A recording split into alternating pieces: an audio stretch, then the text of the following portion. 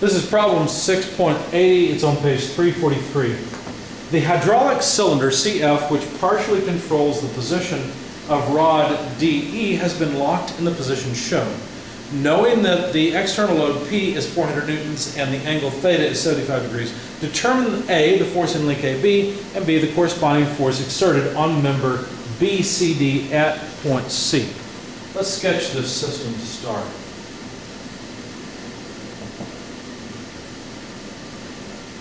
A is here, goes up to point B.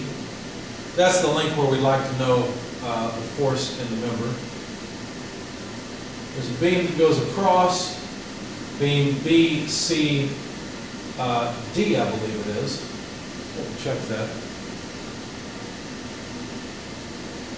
Yeah, BCD.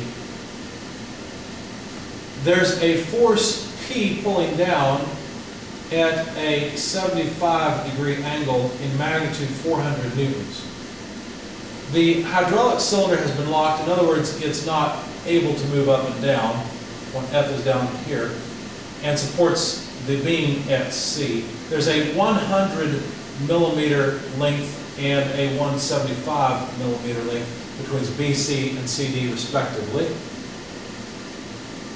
And the arm is at an angle of 20 degrees from horizontal. There is a 200 millimeter height and a horizontal distance between A and B of 45 millimeters. The first thing I decided to do was extract the AB triangle.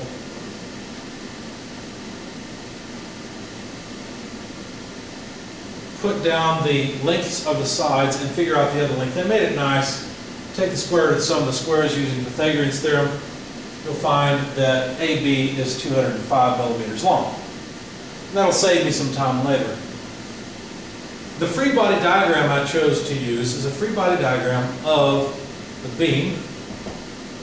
So B is here, C is here, D is over here. I realize there's an external load P that has both horizontal and vertical components. We could call this Px and this Py. There are forces at C, Cy, and Cx, and force in member AB, where obviously there are vertical and horizontal components here as well. FABX.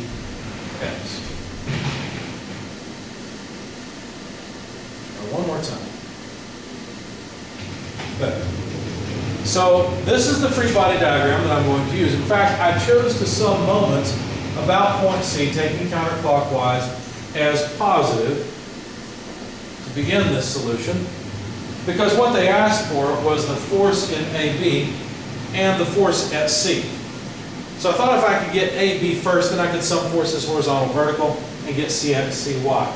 So summing moments about C, P in the Y direction causes a negative moment. So minus PY times the horizontal distance. Well, that's a little bit cumbersome, so I just called it CDX. PY times CDX, because this is point D and this is point B. I didn't bother taking 175 times either sine or cosine. I didn't want to deal with that at this point. So there's the moment because of PY. There's also a moment due to PX, which is also negative, so minus PX times CDY. And the nice thing about writing it this way is you can see the YX, XY components that give us a moment in the Z direction. Now, turning to the force at B, there's FABY, FABX. FABX causes, let's see, also a negative moment.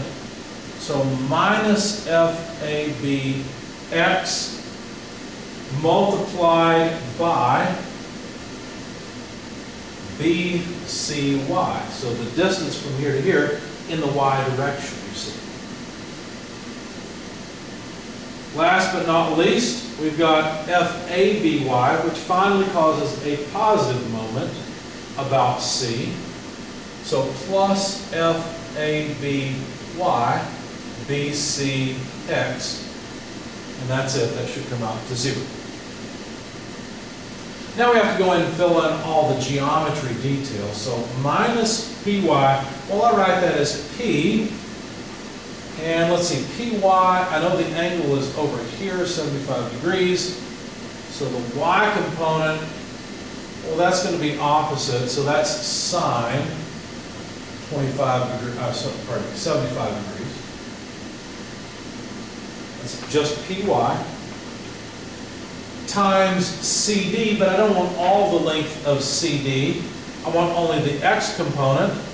I know I've got a 20-degree angle, so that's the cosine side. Cosine 20 degrees. Taking care of one term.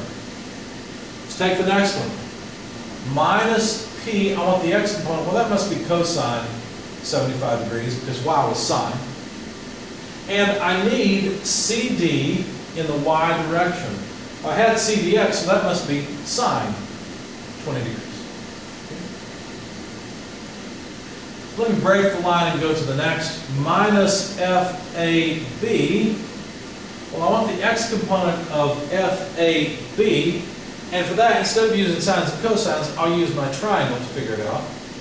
So I want the X component, that's 45 over 205. That's FABX. I need BCY. BC, let's see. BC, we've got a 20-degree angle again. So BCY, that would be the sine side. So sine 20 degrees. Plus FAB, I need the Y side. That's 200 over 205. And then finally, BC in the X direction would be the cosine side, 20 degrees, equals 0. Okay? Now, we know what CD is equal to. The distance between C and D is 175 millimeters. We also know the distance between B and C. That's just 100 millimeters. We know the magnitude of P. P is just 400 newtons. Notice the only unknown in this equation is FAB. Okay? I'll leave it to you to do the algebra to solve for FAB. But when I did it, I got FAB equal to about 828.4898 newtons. Let's do this. 5 newtons. Okay?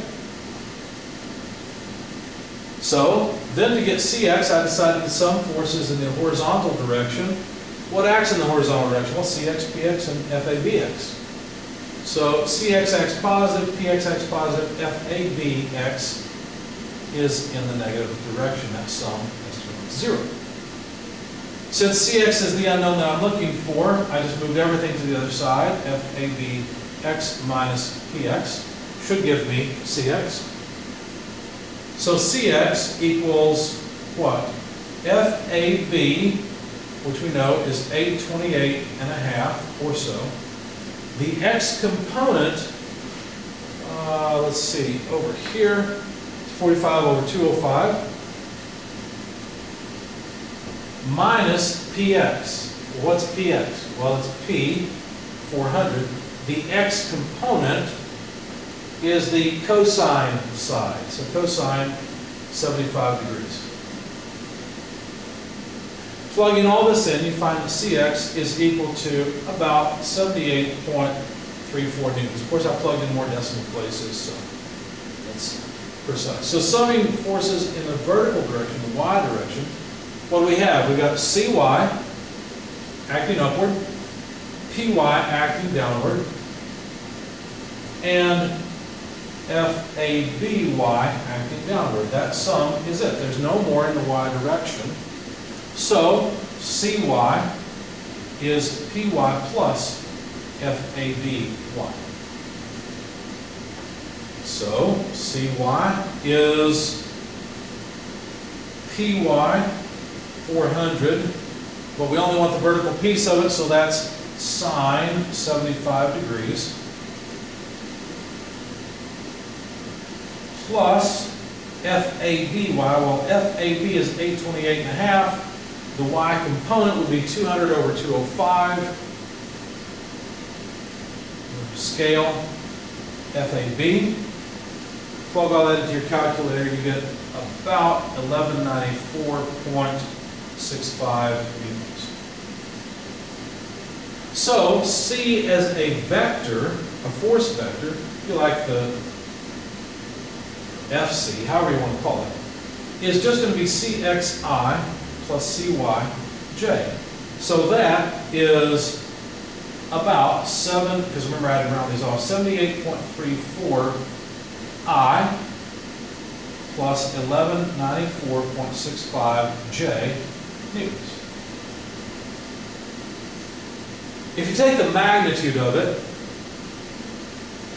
take the square root of some of the squares of 78.34 squared plus 1194.65 squared, you should expect something very close to 1194. In fact, it's 1197.22 newtons. And we can also figure out the angle of this vector, this force vector that acts at C. We figured out the force at C on the beam. The angle would be the inverse tangent of CY over CX. And so that is the inverse tangent of CY, 1194.65, CX, 78.34. So that angle theta is about 86.25 degrees. So the force at C on the beam acts almost vertically. It's like that. More like that, I think.